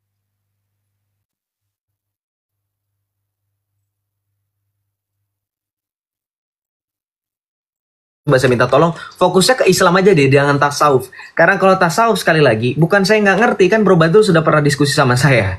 Sudah tahu saya bagaimana tentang tasawuf. Bang RK juga sudah pernah diskusi sama Badrul juga sudah pernah diskusi sama Bang RK. Maksudnya fokus sama ajaran Islam aja. Kalau tasawuf kita silakan. Justifikasinya bagaimana gitu. Justifikasinya karena kalau tasawuf sekali lagi silakan. Beda filsafat, beda pengajarannya, entar filsafat, entar kekristenan, entar campur lagi gitu ya. Coba fokus Islam deh. Bro Badrul. Ditegesin lagi masalah takdir ya, kodo dan kodar. Tadi udah dibantai ya pakai Ar-Ra'd ayat 39 sama dalil hadis Muslim nomor 2653. Silakan. Ya, terima kasih atas setiap kritikan dari Kak Joseph, Kak RK. Jadi saya yang tangkap pada intinya kan gini. Ketika dari Kak RK dulu, dari ketika Adam memakan buah khuldi dan hanya satu pohon, berarti itu Tuhan memang menciptakan Adam untuk tersesat gitu kan. Nah, ini pernah dalam riwayat hadis kami pun ada juga bahwasanya ketika Rasulullah itu bertemu dengan rohnya Nabi Musa dan rohnya Nabi Adam, Nabi Musa ini kayak komplain gitu kepada Nabi Adam yang sedikit kurang lebihnya menyalahkan tentang Nabi Adam, karena engkau yang telah memakan buah khuldi, anak turunmu menjadi di bumi, tidak surgawi. Jadi karena dosa yang telah engkau lakukan, menyalahkan seolah-olah memvonis kesalahan itu pada Abul Anam atau ayahnya manusia, yaitu Adam alaihissalam. Dari sinilah Musa mengatakan seperti ini. Kalau dulu engkau nggak makan buah khuldi itu, otomatis anak turun kita ini, anak turun manusia ini akan di surga, tidak tanpa merasakan hutang piutang, tanpa merasakan mungkin lelahnya bekerja mencari nafkah atau apapun itu, peperangan. Tapi Nabi Adam di sini mengutip tentang ayat Tuhan Allah yaitu di sini. Idz qala rabbuka lil malaikati inni ja'ilun fil ardi khalifah. Katakanlah wahai Muhammad kepada mereka, ceritakanlah tentang di mana ketika Tuhan mengatakan atau berfirman kepada para malaikat, inni ja'ilun fil ardi khalifah. Aku telah menciptakan Adam, aku akan menciptakan fil ardi khalifah, di dalam bumi sebagai khalifah, atau mungkin biasanya pengelola bumi, khalifah, pengelola bumi, yang mana perwakilan Tuhan dalam mengelola bumi ini. Berarti Adam walaupun diciptakan di surgawi, akan tapi Tuhan mengatur skema agar Adam turun dari surga untuk sementara menjadi khalifatu fil ardi, untuk mengelola muka bumi ini. Karena dalam keyakinan umat muslim, bumi ini sebelum dikelola oleh manusia, sebelumnya sudah dikelola oleh makhluk bangsa jin. Ada banul jan, banul ban, itu ada riwayat yang seperti itu. Tapi ketika jin dipasrahi untuk mengelola muka bumi ini, mereka malah memporak-porandakan, sehingga ada ayatnya Allah membenahi muka bumi ini setelah rusak ba'da islahiyah, setelah dirusak Allah membenahinya, lantas memberikan kepercayaan ini kepada makhluk yang akan Tuhan ciptakan, yaitu Adam dan anak turunnya. Dan untuk turun daripada surga butuh sebab, karena dalam keyakinan Islam likulli syai'in sababun, dalam setiap segala sesuatu ada sebabnya, sehingga Tuhan mengatur skema bagaimana agar Adam turun dari muka bumi dengan cara Adam memakan buah khuldi. Lagi pula dengan memakan buah khuldi ini terjadi turun di muka bumi, dan ini tidak hanya tempat hukuman tapi juga tempat ikhtiar kita, ya baluwakum ayyukum ahsanu amala, untuk menguji di antara kita yang memang beriman dengan Tuhan itu siapa, yang memang meyakini tentang akhirat itu siapa, yang memang tetap menggunakan sifat-sifat surgawi Adam itu siapa. Itu untuk mengujinya di muka bumi ini. Jadi tidak hanya ujian, tapi tidak hanya hukuman, tapi juga ujian di antara kita semua. Juga Nabi Adam mengutip kepada Nabi Musa seperti ini. Lagi pula Musa, kalau misalkan aku nggak makan buah khuldi, semua manusia akan di surga. Kalau di surga tidak ada kejahatan. Kalau tidak ada kejahatan, maka tidak ada nabi diutus. Maka engkau tidak akan menjadi manusia istimewa. Kenapa engkau menjadi rasul? Kenapa engkau menjadi nabi? Karena kita di muka bumi adanya suatu perkara musibah atau adanya suatu kemaksiatan sehingga Tuhan mengutus utusan. Dari sinilah Nabi Musa terdiam. Oh benar, memang skema Allah itu terbaik.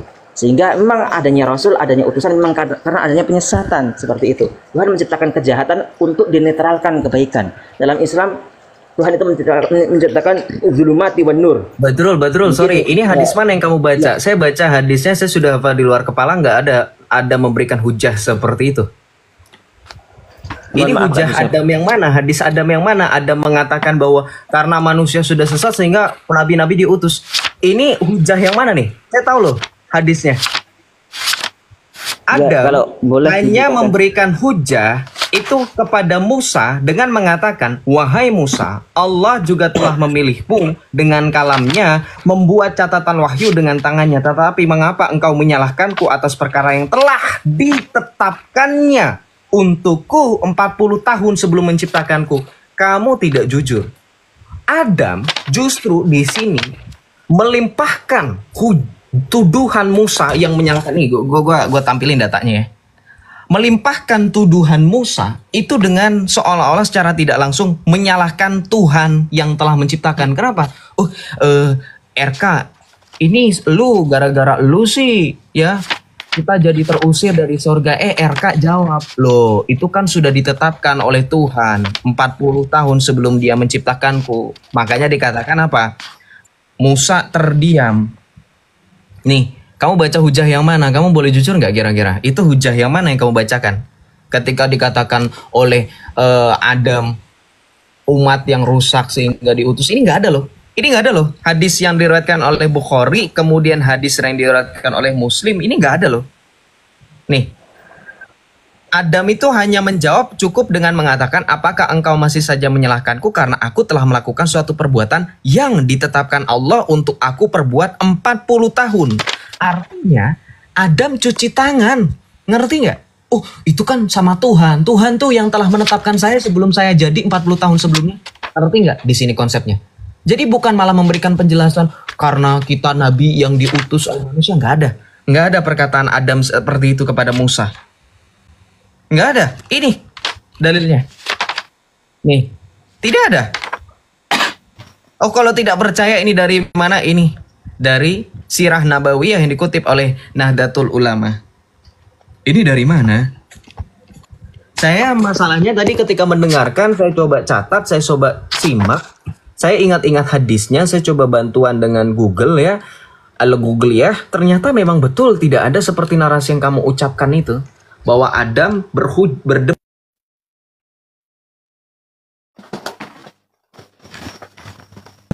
Sehingga Adam memberikan hujah. Itu bagaimana? Di mana itu? Hadis apa? Coba bisa disebutkan nggak? Mungkin ada hadis lain. Ini saya baru ketemu hadis ini memang. Ya benar. Coba lanjut bro. Seperti itu. Seperti yang ditampilkan Kak Joseph. Dan saya menerangkan dari keterangan, mohon maaf. Ini kan tadi kan sudah diangkat nggak boleh dengan tema tasawuf. Sehingga saya menggunakan tema teori Islam rata-rata Islam. Teori Islam rata-rata Islam bisa disebutkan nggak ulamanya? Sorry, saya agak kritis karena ketika di dalam hadis, ketika Anda menceritakan sesuatu yang tidak pernah diceritakan oleh Rasulullah, ini hadis perkataan Rasulullah. Ingat nggak? Kita pernah sepakat ketika ada hadis mengkadzdzaba alayya muta'ammidan. Ketika ada sabda Rasulullah, barang siapa yang berdusta atas namaku, maka disediakan tempat duduknya di neraka. Ketika kamu menggunakan narasi seolah-olah, ya ini saya tambahkan dari narasi muslim rata-rata, ini dari mana? Karena nabimu pernah bersabda, barang siapa berdusta atas namaku, ia telah disediakan tempat duduknya di neraka. Ini dari mana? Ini yang perdebatan antara Musa dengan apa ini kan? Adam ini ya, bukan? Dengan Adam, betul. Dengan Adam. Oke, apakah ini yang dimaksudkan Bro Badrul ya? Ya, ini dalam saya ambil dari Ibnu Katsir ya. Ya, ini dia mengatakan matan hadis tersebut nih. hampir sama persis seperti yang diriwayatkan oleh Al-Bukhari. Ya, dari Ali Al-Bin Al-Madini ya, terus ya. Ya, di sini ia berkata, ya, aku pernah mendengar Abu Hurairah menyampaikan hadis Nabi. Beliau bersabda, Nabi Adam dan Nabi Musa pernah berdebat. Ya kan? Tentang sesuatu, Nabi Musa berkata, wahai Adam, Tuhan adalah Bapa kami, namun Tuhan telah membuat kami kecewa karena telah mengeluarkan kami dari surga. Lalu Adam berkata, wahai Musa, Tuhan adalah orang yang diistimewakan oleh Allah, berbicara kepadamu secara langsung. Ya, kemudian Rasulullah bersabda, maka alasan Nabi Adam, ini Rasulullah ya, alasan Nabi Adam itu pun dapat mengalahkan pendapat Nabi Musa. Maka alasan Nabi Adam itu pun dapat mengalahkan pendapat Nabi Musa. Apakah yang ini, Bro Badrul? Jadi izin menjawab dulu. Memang benar yang diutarakan KRK, Kak Joseph, itu data dari kami yang Muslim. Tapi yang saya utarakan tadi, karena tadi sudah diberangkatkan dari cara sudut pandang umumnya umat Muslim, dan saya mendengarkan kisah itu juga saya tambahkan dengan kisah yang dikisahkan oleh, kalau nggak salah, Gus Baha. Mungkin Kak Joseph bisa lihat di YouTube beliau. Kalau nggak salah Gus Baha saya dengar di situ. Ya itu sumber saya. Jadi mohon maaf karena tadi udah dikatakan kalau memang di situ ya udahlah jawab dengan literasi yang umumnya Islam, jangan tasawuf. Enggak, saya di situ katakan ya udah saya udah keluar dari ranah tasawufnya. Mungkin seperti itu. Nanti kalau misalkan ini PR, ini jujur ini PR buat saya. Saya nanti insya Allah saya cari juga yang tentang perdebatan Nabi Musa dengan Nabi Adam.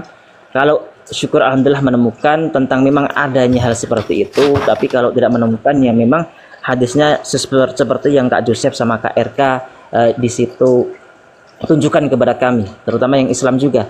Jadi kami akan menerima dengan legowo karena bagaimanapun data dan kebenaran itu ya harus diterima.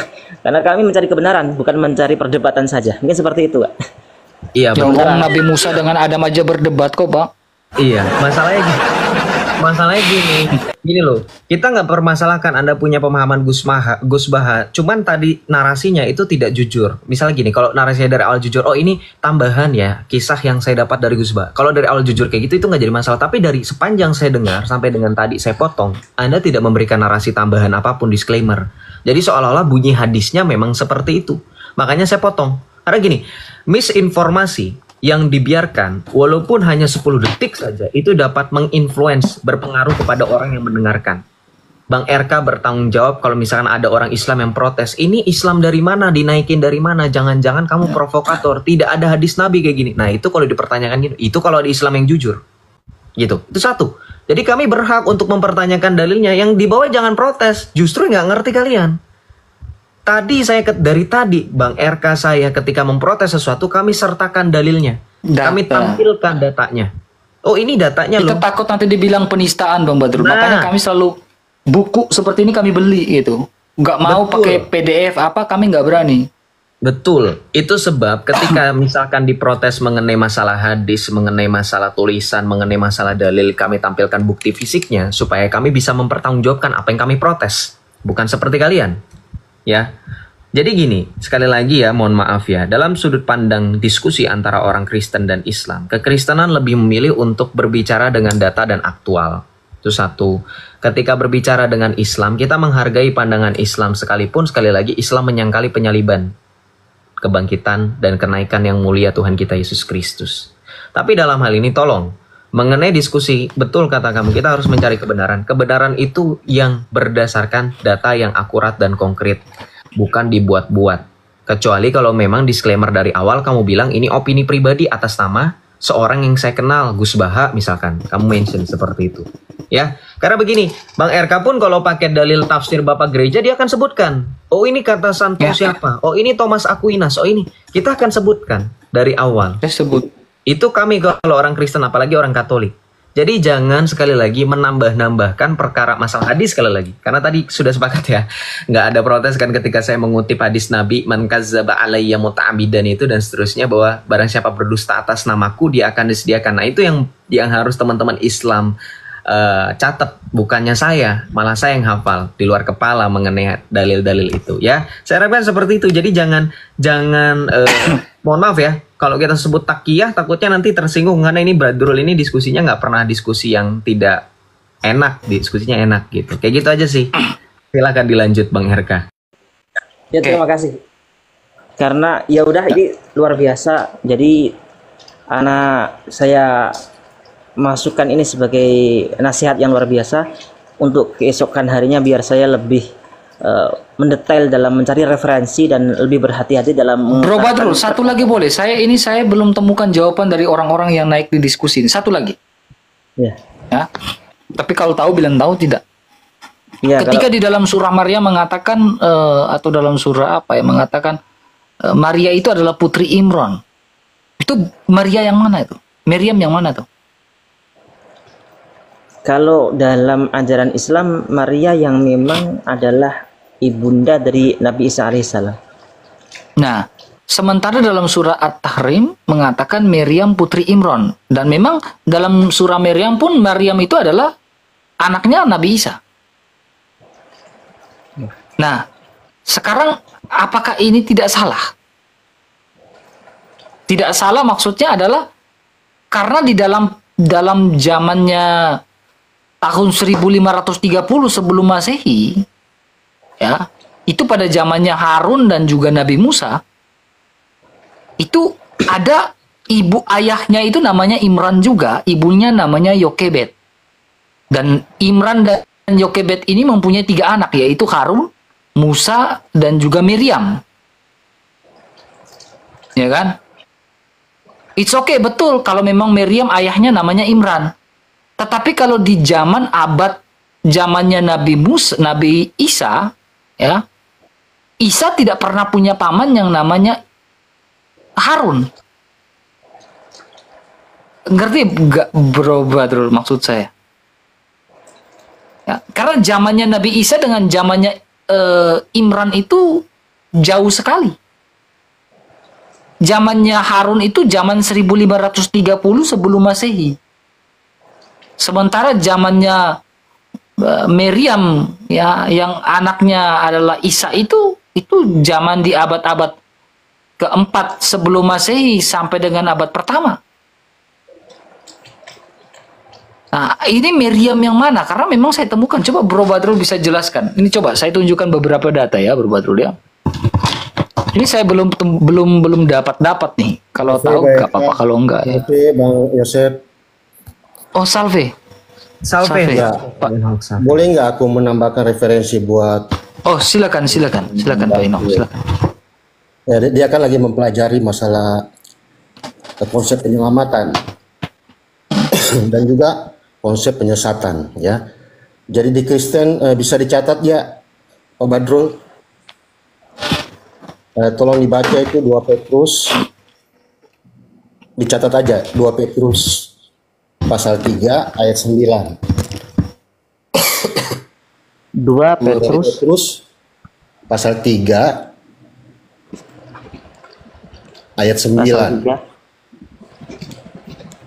Ya, udah. Nah, terus Lukas 15 ayat 10. Ya, jadi di kami umat Kristen ya percaya bahwa Tuhan tidak mau satu orang pun binasa. Nah, terus Bro Badrul juga tolong baca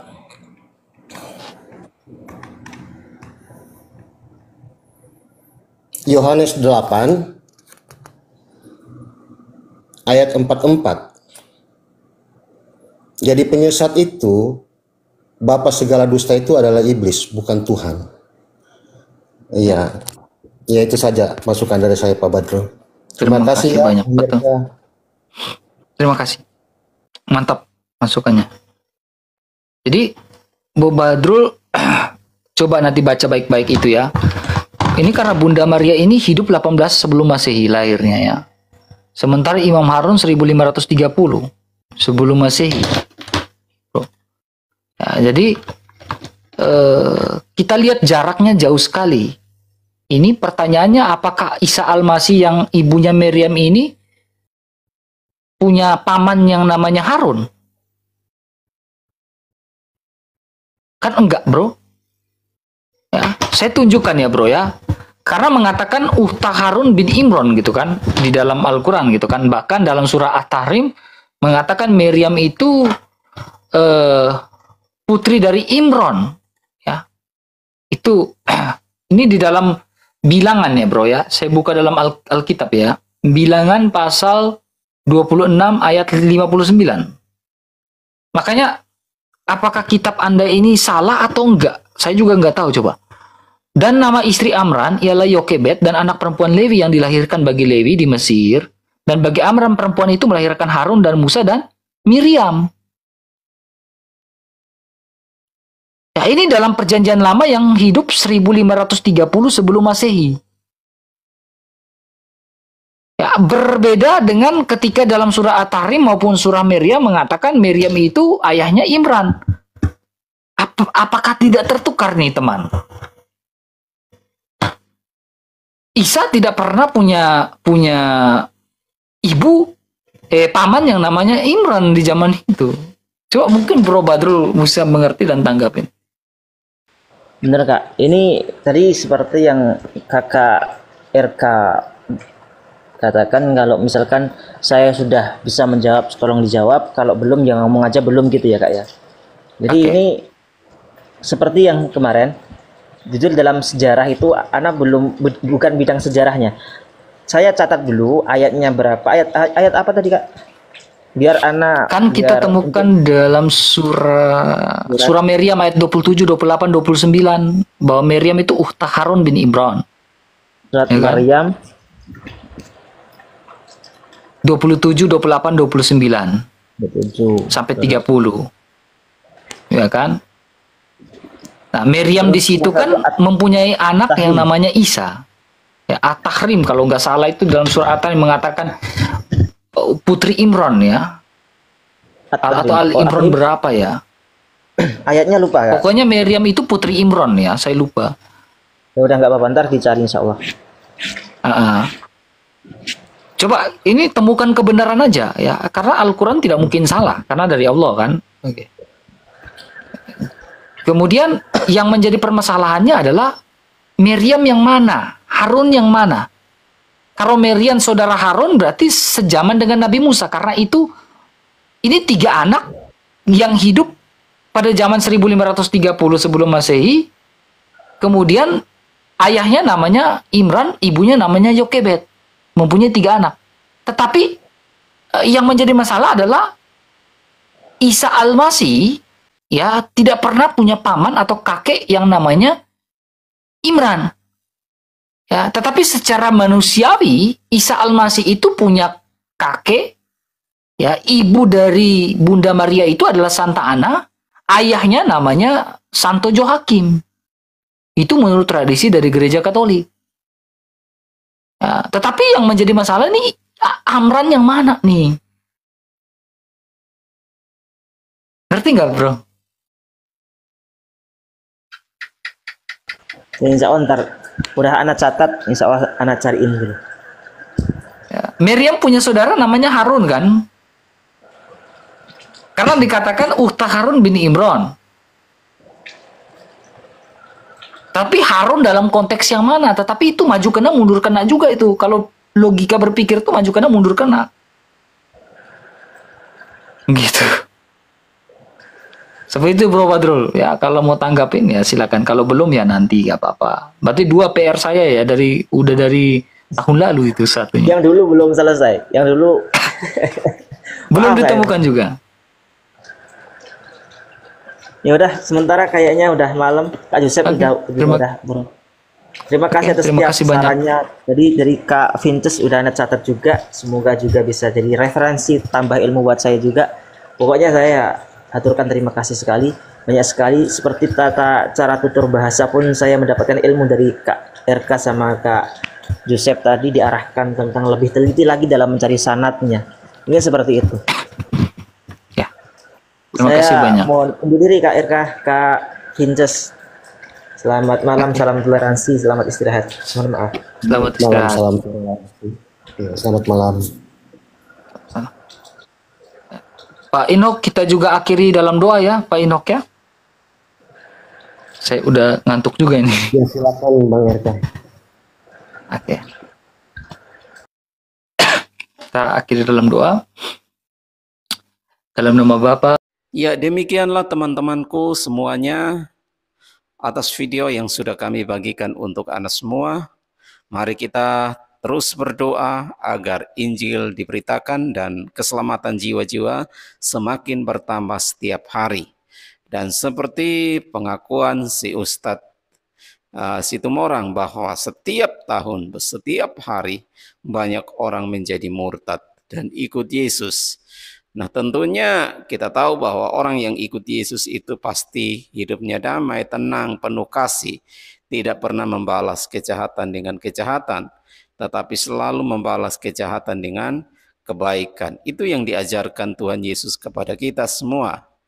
Dan teman-teman juga kami harapkan untuk membagikan video ini agar menjangkau lebih banyak jiwa-jiwa. Juga kami harapkan jangan lupa untuk like, komen, dan subscribe. Dan di deskripsi kami sertakan produk-produk yang kami jual untuk membantu pekerjaan Tuhan yang kami layani. Maka untuk itu silakan teman-teman ikut berpartisipasi dengan berbelanja. Dan biarlah bonus atau hasil yang sedikit kami dapatkan kami pergunakan untuk kemuliaan Tuhan. Terima kasih buat kerjasamanya, terima kasih buat bantuannya. Tuhan Yesus memberkati, sampai jumpa kita di video-video berikutnya. Amin.